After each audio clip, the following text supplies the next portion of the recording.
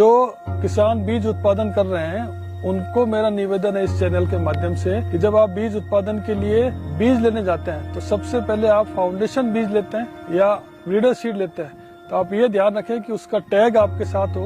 Bag जो आप लेंगे उस पर टैग लगा होता है, उस टैग को संभाल कर रखें और साथ ही बिल लें कि एक वैरायटी जो आप तक पहुंचती है में 10 से 12 कभी कभी उससे ज्यादा समय भी लगता है कि हम साइंटिस्ट लगातार इस प्रयास में रहते हैं कि अच्छी से अच्छी वैरायटियां किसानों तक पहुंचे ताकि कम पानी में, कम खाद में, कम प्रयासों के द्वारा अधिक से अधिक उत्पादन किसानों को मिल सके और उनकी आय दुगनी हो सके, उनकी उपज में बढ़ोतरी हो सके। नमस्कार दोस्तों, किसान जो अपनी खेत में फसल लगाते हैं उनके जो बीज हैं वो बीज बेस्ट होते हैं और वो बीज तैयार करने के लिए हमारे साइंटिस्ट कितनी कड़ी मेहनत करते हैं ये आज आपको जरूर देखना चाहिए और उपभोक्ताओं को भी पता होना चाहिए कि जो फसलें उगती हैं और उनके जो बीज हैं वो कैसे तैयार होते हैं, क्योंकि मार्केट में दो तरह के बीज होते हैं जो लो वॉल्यूम और हाई वैल्यू, यानी कि कम बीज लगता है फसल के लिए, कई बार 100 ग्राम भी लगता है 1 एकड़ में, और कई बीज ऐसे होते हैं जो हाई वॉल्यूम और लो वैल्यू के होते हैं, यानी कि बीज बहुत सारा लगता है, प्राइस कम होती है। तो जनरली मार्केट में कंपनी जो बीज तैयार करती है वो कम बीज ज्यादा रुपए का होता है वो तैयार करती है, लेकिन ज्यादातर अनाज के जो बीज हैं वो हमारे कृषि विश्वविद्यालय, कृषि महाविद्यालय के साइंटिस्ट लंबी रिसर्च के बाद तैयार करते हैं, क्योंकि ये ऐसे बीज होते हैं जिनमें कंपनी को मुनाफा ज्यादा मिलता नहीं, तो ये बीज सरकारी संस्थान में ही तैयार होते हैं। परंतु क्या आप जानते हैं कि ये बीज को तैयार करने में कितनी लंबी साधना करनी पड़ती है, उसके बारे में आपको जरूर पता होना चाहिए। तो आज आपको बताएंगे प्रोफेसर एस मारकरजी, जो SKN एग्रीकल्चर यूनिवर्सिटी में रिसर्च में प्रोफेसर है और ये रिसर्च का ट्रायल फील्ड है, रिसर्च फील्ड है। यहाँ पर बीज की ट्रायल किया जा रहा है, पूरी प्रक्रिया शॉर्ट में समझाएंगे। चाहे आप किसान हो या आप उपभोक्ता हो, दोनों के लिए बड़ी काम की चीज है। किसानों के लिए इसलिए क्योंकि जो भी बीज यहाँ से रिकमेंड होकर मार्केट में ये आता है वो बेस्ट क्वालिटी होती है, वो यील्ड के हिसाब से भी बेस्ट होता है और क्रॉप रेजिस्टेंस जो उसकी बीमारियों से लड़ने की क्षमता है या टॉलरेंट होता है बीमारियों से, वो बेस्ट होता है। तो चलिए प्रोफेसर एस मारकरजी से जानते हैं कि बीज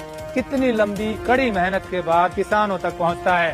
तो आप हैं प्रोफेसर एस मारकरजी, ये आपको बताएंगे कि बीज कैसे तैयार होता है। किसी भी फसल में वैरायटी बनाने के लिए वैज्ञानिकों को भी लंबा प्रयास करना पड़ता है और ये एक प्रकार की साधना है जिसमें लगभग 10 से 12 वर्ष का समय लगता है। प्रक्रिया प्रारंभ होती है जब हम किसी भी क्रॉप का, जैसे हमारे सामने हमारे पीछे मेथी की फसल है जो कि एक सेल्फ पॉलिनेटेड है, तो इसको मेथी को उदाहरण लेते हुए मैं बताना चाहूंगा कि सबसे पहले हम जर्मप्लाज्म जो हमारे विश्वविद्यालय में होता है उसको हम करेक्टराइज करते हैं। जर्मप्लाज्म करेक्टराइज करने के बाद में जब किसानों का फीडबैक आता है कि हमें इस तरीके की वैरायटी चाहिए, तो वहां से हम कार्य प्रारंभ करते हैं। वैरायटी को हम सिलेक्शन प्रक्रिया के द्वारा बना सकते हैं या हाइब्रिडाइजेशन प्रक्रिया के द्वारा बना सकते हैं। यदि हम मेथी, जैसे मेथी की बात कर रहे हैं, मेथी में हाइब्रिडाइजेशन के द्वारा वैरायटी बनाना चाहते हैं तो सबसे पहले ईयर में हमें 2 पेरेंट्स को लेकर उनका आपस में क्रॉस करवाना पड़ता है। उसके बाद उनको कम से कम 7 जनरेशन तक हमें एडवांस करना पड़ता है।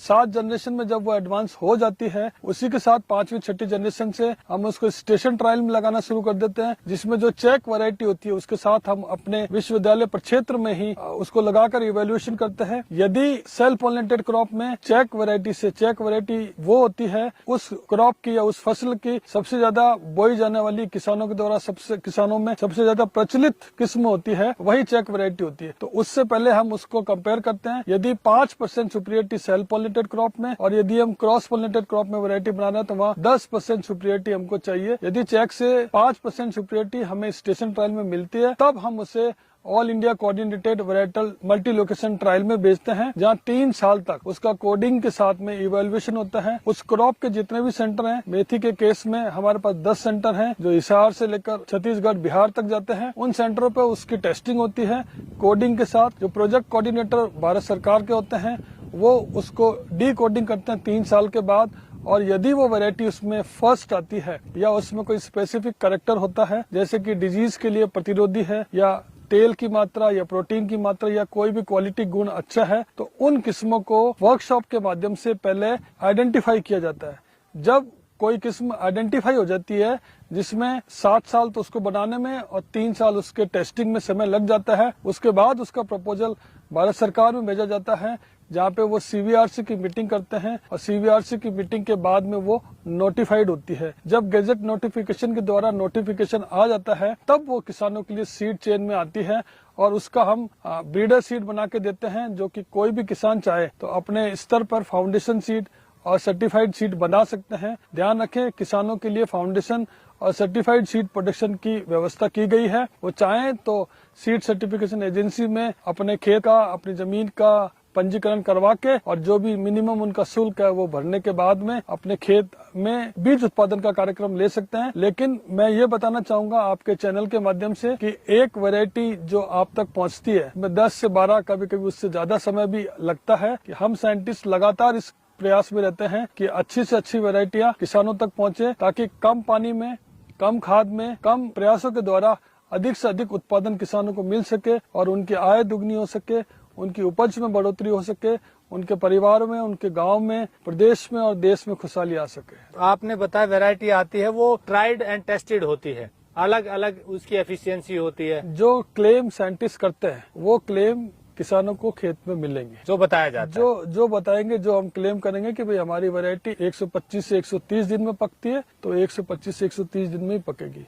हमारी वैरायटी की उपज 4 कुंटल है तो वो 4 कुंटल ही रहेगी, वो उससे दायां बायां नहीं होता, उसका आसपास ही रहती है। जो बीज के बारे में बताएंगे वो मिलेगा। लेकिन यहाँ खास बात ये है कि जब भी जहाँ से भी आप बीज लें उसका बिल जरूर लें। क्यों जरूर लें बताएंगे डॉक्टर साहब। डॉक्टर साहब, बिल किस लिए चाहिए होता है किसानों को? जो किसान बीज उत्पादन कर रहे हैं उनको मेरा निवेदन है इस चैनल के माध्यम से कि जब आप बीज उत्पादन के लिए बीज लेने जाते हैं तो सबसे पहले आप फाउंडेशन बीज लेते हैं या ब्रीडर सीड लेते हैं तो आप ये ध्यान रखें कि उसका टैग आपके साथ हो। बैग जो आप लेंगे उस पर टैग लगा होता है, उस टैग को संभाल कर रखें और साथ ही बिल लें, क्योंकि यदि उसमें किसी प्रकार का क्लेम आप आगे चल के करना चाहते हैं, जैसे बहुत सी बार ये देखा गया है कि किसानों को ये समस्या आती है कि मिक्सचर आ गया, तो अगर बीज में जो लिमिटेड परमिशन है उससे ज्यादा मिक्सचर है तो उस कंडीशन में अगर किसान मुआवजा लेना चाहता है तो उसको वो बिल और वो टैग संभाल के रखना बहुत जरूरी है क्लेम के लिए। ये सरकारी संस्थान से लें या प्राइवेट से लें, बिल जरूरी है? बीज के साथ बिल मिलता है सर। बीज आप चाहे प्राइवेट दुकान से लें, चाहे यूनिवर्सिटी से लें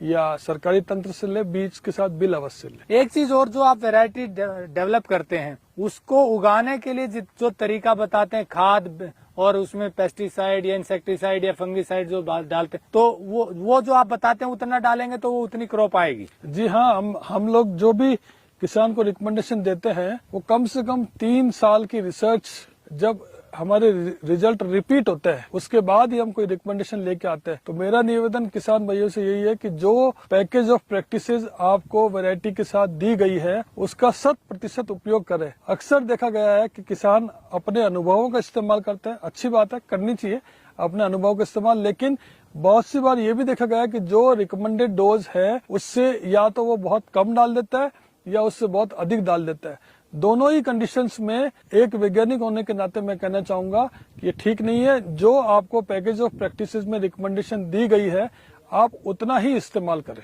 इसके लिए जानकारी यूनिवर्सिटी के कॉल सेंटर होते हैं? जी हाँ, हर एक यूनिवर्सिटी में कृषि विज्ञान केंद्र और प्रसार निदेशालय है। प्रसार निदेशालय में व्यवस्था है कि आप फोन करके उनकी जानकारी ले सकते हैं। साथ ही साथ हर राज्य में जो कृषि विभाग है वो समय समय पर तीनों फसलों की, खरीफ, रबी, जायद की पुस्तिकाएं निकालते हैं।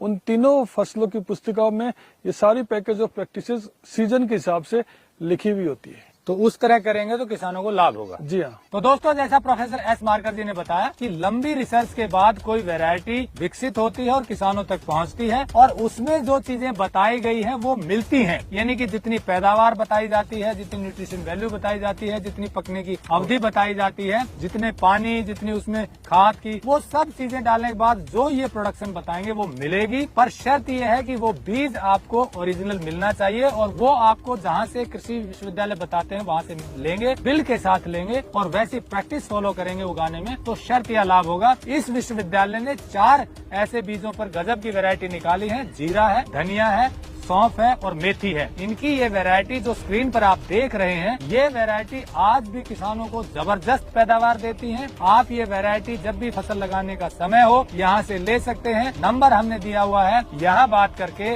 सीजन के हिसाब से ये वैरायटी जरूर लगाएं। और खास बात यह है, इनको उगाने के टाइम भी वैज्ञानिकों से संपर्क जरूर करें। मेरी आप किसानों से रिक्वेस्ट है कि आप कृषि वैज्ञानिकों से सलाह जरूर लें, क्योंकि ये लंबी रिसर्च करते हैं, तब जाकर के वो प्रैक्टिस में आती हैं। अपनी मनमर्जी से या किसी दूसरे दवाई बेचने वाले कहने पर डालेंगे तो कई बार गड़बड़ हो जाती है और नुकसान किसानों को उठाना पड़ता है। तो ऐसे में अगर कृषि वैज्ञानिकों के साथ, कृषि विश्वविद्यालय महाविद्यालय के साथ जुड़ करके खेती करेंगे तो निस्संदेह लाभ होगा।